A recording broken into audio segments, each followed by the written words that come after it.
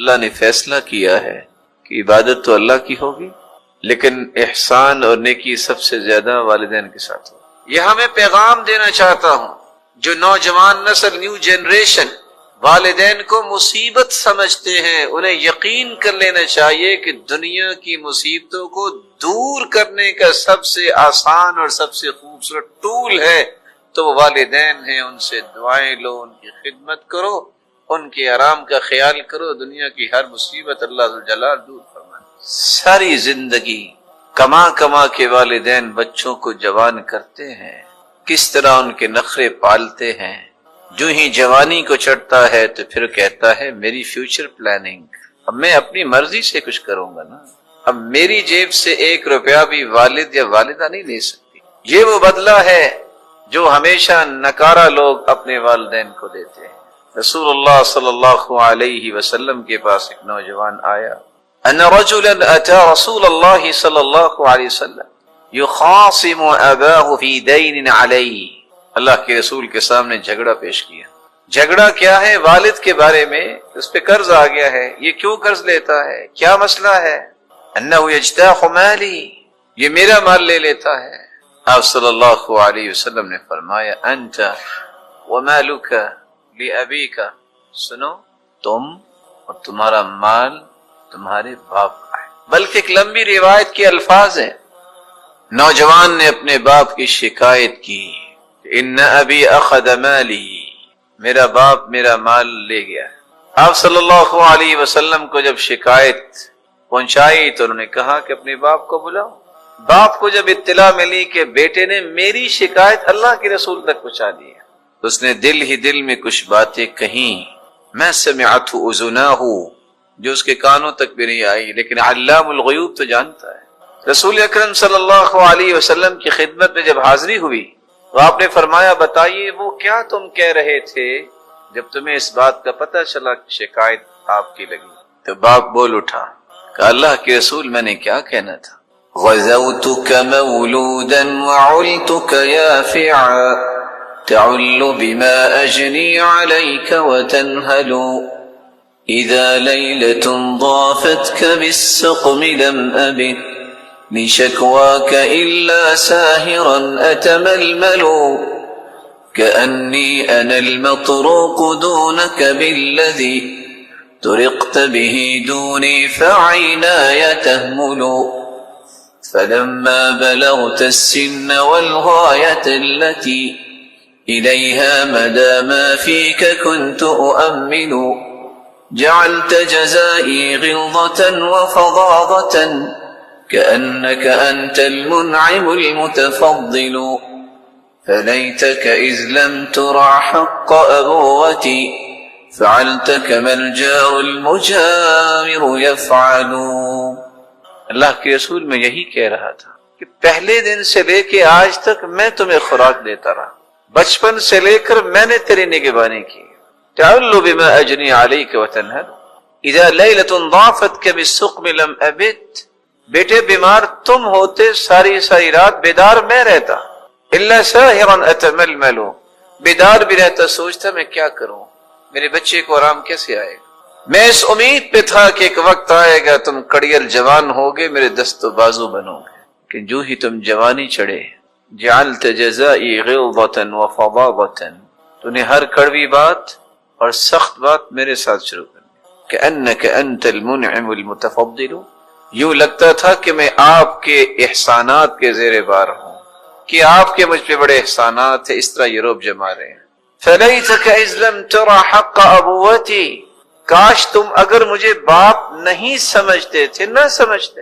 فعلت كما الجار المجاور يفعل، ایک پڑوسی بھی اچھے پڑوسی کے ساتھ اچھا برتاؤ کرتا ہے، میں مدت سے تیرے ساتھ رہ رہا ہوں، کاش تم مجھے پڑوسی سمجھ کے اچھا رویہ پیش کرتے۔ روایت کی الفاظ ہیں فأخذ بتلابيب ابنه فقال انت ومالك لأبيك، اللہ کے رسول صلی اللہ علیہ وسلم نے اس کے تلابیب گریبان سے پکڑا اور کہا سنو، آج کے بعد یہ شکایت نہیں آنی چاہیے، تم اور تمہارا مال تمہارے باپ کا ہے۔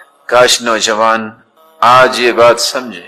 فضل ابن الدکین، فضل ابن یحییٰ البرمکی، الدکین خلیفہ مامون الرشید کہتے ہیں ہم نے زندگی میں اس سے بڑا والدین کا خدمت گزار نہیں دیکھا۔ کیسے خدمت کرتے؟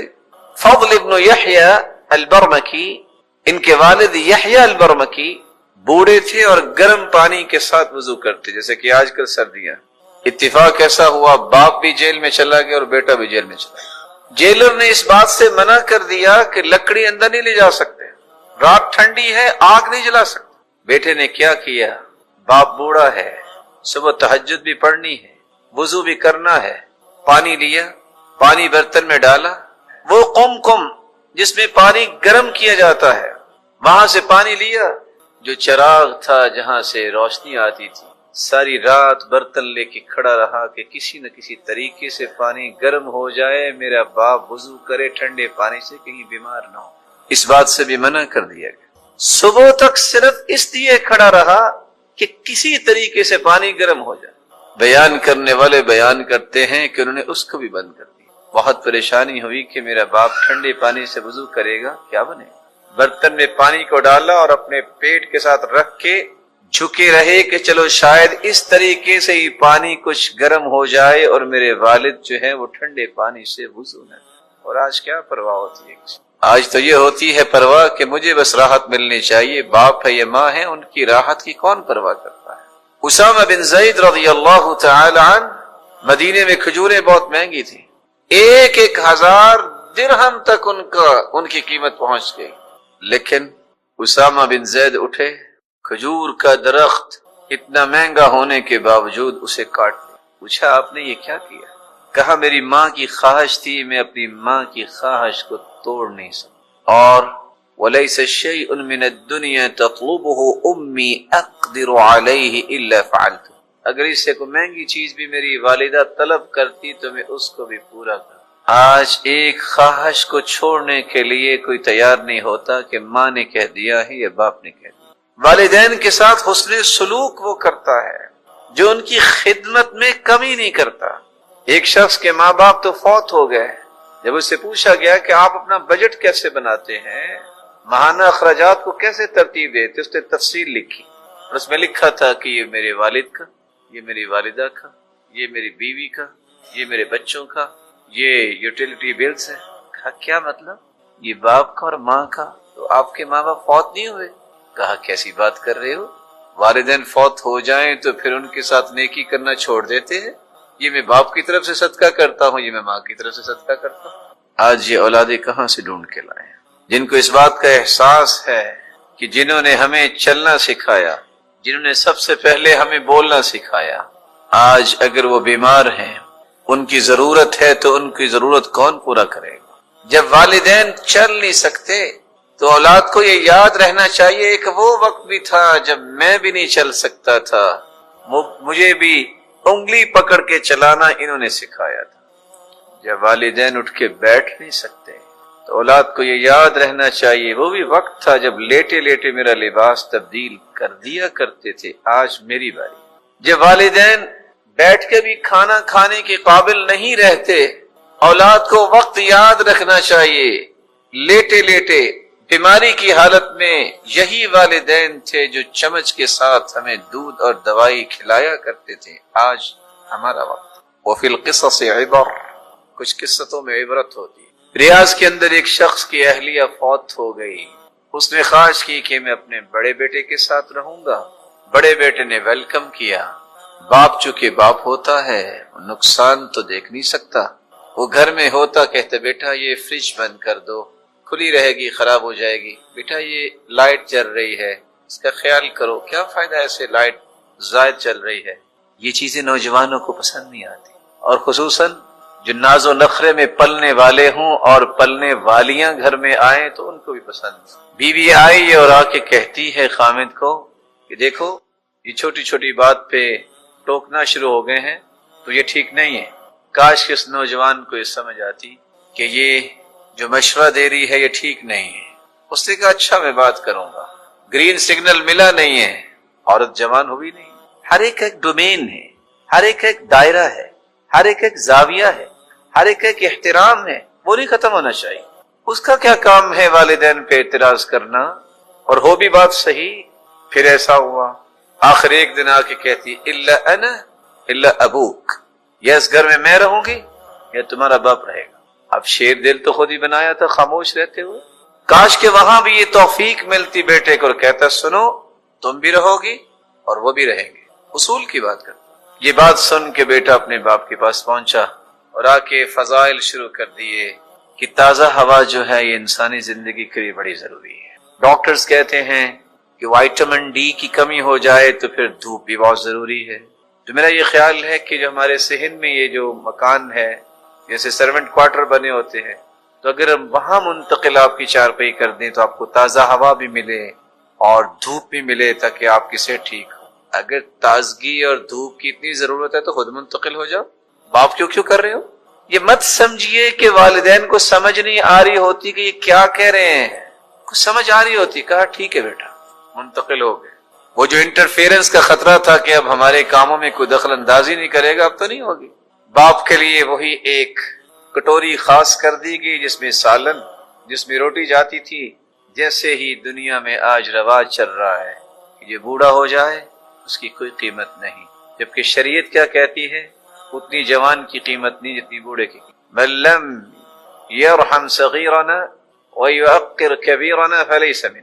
جو چھوٹے پہ شفقت نہیں کرتا بڑے کا احترام نہیں کرتا اس کا ہمارے ساتھ کوئی تعلق نہیں. البرکۃ مع کابرکم، برکت تمہارے بڑوں کے ساتھ. کبھی لباس دھل گیا تو پہن لیا وگرنہ اسی بنیان کو اتارا اور الٹا کر کے پہن لیا. آخر کرتے کرتے باپ بیمار ہو گیا. بیٹا بیمار ہو تو ایک لمحہ بھی انتظار نہیں ہوتا. آج بھی بیوی بیمار ہو تو چین نہیں آتا. لیکن کاش والدین کی بیماری پہ بھی اس سے زیادہ شعور بیدار ہو کہ یہ وہ ہیں کہ جو تڑپتے تھے ہماری معمولی سی تکلیف پر. ان کے لیے زیادہ ضروری ہے کہ ان کو فوراً ہاسپٹل لے کے جائیں، ان کو ڈاکٹر کے پاس لے کے جائیں، ان کو رقیہ شرعیہ کرے، ان کے علاج اور خوراک کا بندوبست کرے. آخر ایک وقت آیا والد فوت ہو گئے. لوگ آئے تعزیت کے لیے، تعزیت کی، فارغ ہو گئے. بیٹے کو کہتے آؤ بیٹا ذرا آپ کے دادا ابو کے کمرے کی صفائی کر. صفائی کر رہے تھے. وہ ٹوٹی ہوئی کٹوری، وہ پیالہ سا بیٹے نے آگے بڑھ کے پکڑ لیا. فجعلہ تحت ابطی، اور اپنی بغل میں چھپا لیا. قال یا ابنی وش هذا ارمی هذا وسخ، اس کو پھینک دے تو ٹوٹا ہوا ہے. قال لا یا ابویا، ابا جان نہیں میں نہیں پھینکوں گا. قال ولما، کیوں نہیں پھینکو گے؟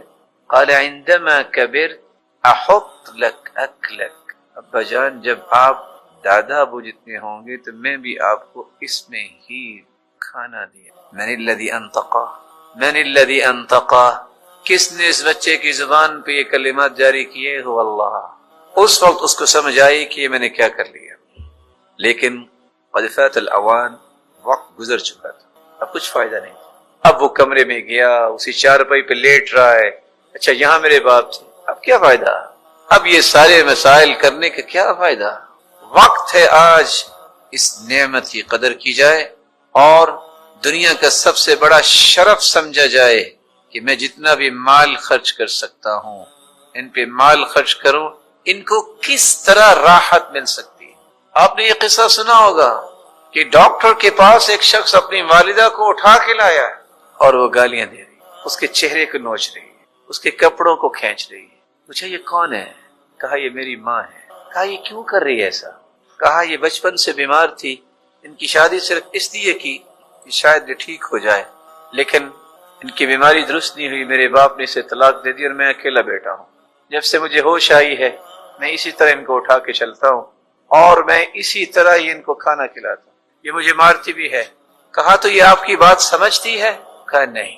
کہا اس کو پتا ہے کہ آپ اس کے بیٹے ہیں؟ کہا نہیں. کہا تم پھر کیوں اتنا کرتے ہو؟ کہا میری تو ماں ہے نا. کہا تو جب اس کو پتا نہیں ہے تو آپ کیوں کرتے ہو؟